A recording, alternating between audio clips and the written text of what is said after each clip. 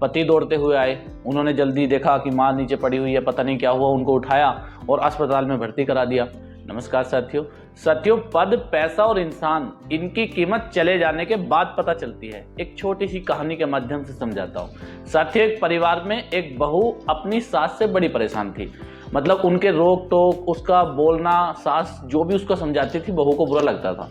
एक दिन साथियों सुबह का टाइम था, जैसे ही बहू उठी, बहू उठने के बाद किचन में चली गई तो उसने देखा कि सासू माँ कहीं दिखाई नहीं दे रही हैं, क्योंकि सास हर रोज बहू से पहले ही उठ जाया करती थी।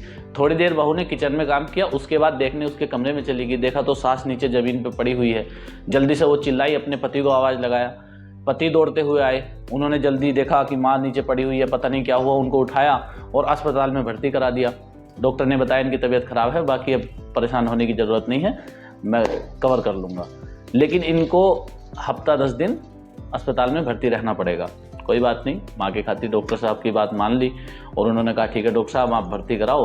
तो साथियों उसके बाद बहू अस्पताल से घर आई, क्योंकि बच्चों के लिए खाना वाना भी बनाना था और उनको स्कूल भी भेजना था। उनके लिए खाना बनाया, स्कूल भेजा, बच्चे चले गए। अगले दिन जैसे ही सुबह हुई, सुबह होने के बाद बहू किचन में गई तो देखा किचन में सारा ऐसे ही पड़ा हुआ है, क्योंकि बहू से पहले सासू माँ उठ जाती थी, थोड़ा बहुत किचन सेट कर देती थी और सब्जी वगैरह काट देती थी और ये डिसाइड हो जाता था कि क्या बनाएंगी। उसके बाद वो सब काम बहू को करना पड़ा।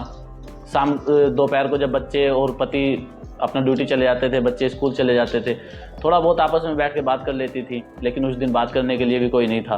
पति अस्पताल में अपनी माँ की सेवा के लिए लगे हुए थे और सासू माँ अस्पताल में थी ही, तो पूरा दिन बोर हुई, परेशान हुई, मिस किया उनको। तो साथियों जितने दिन भी सासू माँ अस्पताल में रही, बहू को ये सारा रियलाइज़ हो गया कि उनके बिना परिवार में कितनी कमी खल रही है। क्योंकि कई बार ऐसा होता था जिस काम को बहू को समझ में नहीं आता था उनसे पूछ लेती थी, माँ जी ये कैसे करना है। और कई बार ऐसा होता है बड़े बुजुर्ग कुछ ज़्यादा रोक टोक कर लेते हैं। तो साथियों उनकी उम्र में और हमारी उम्र में अंतर होता है, तो वो थोड़ा हमको ऐसा मानते हैं कि अभी बच्चे हैं, ये नहीं कर पाएंगे, तो उनको समझाने की आदत होती है। समझा रहे हैं, कोई बात नहीं, आप करते रहो, वो समझाते रहेंगे। बहुत सारे ऐसे काम होते हैं साथियों जो उनके बिना चलने बड़े मुश्किल होते हैं। वैसे तो दुनिया में ऐसा है कि किसी के बिना कोई काम नहीं रुकता है, लेकिन काम कठिन हो जाते हैं। और साथियों पता तब चलता है जब वो इंसान हमारे पास नहीं होता।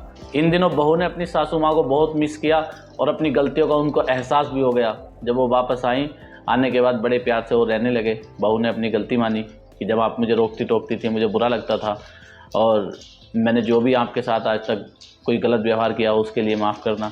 उसके बाद भी फिर सही से रहे। ऐसा ही साथियों ये बहू और सास की बात नहीं है, ये बच्चों की, अपने पिताजी के लिए भी है। अपने घर के जो भी बुजुर्ग हैं उन सबके साथ मिलजुल के रहना चाहिए। और वो बुजुर्ग ही पहली सीढ़ी हैं जिनकी वजह से आज हम यहाँ हैं, और हमारी वजह से जहाँ भी कल बच्चे होंगे वो हमारी वजह से होंगे। तो साथियों बड़े बुजुर्गों का सम्मान करना। मिलते हैं नेक्स्ट वीडियो में।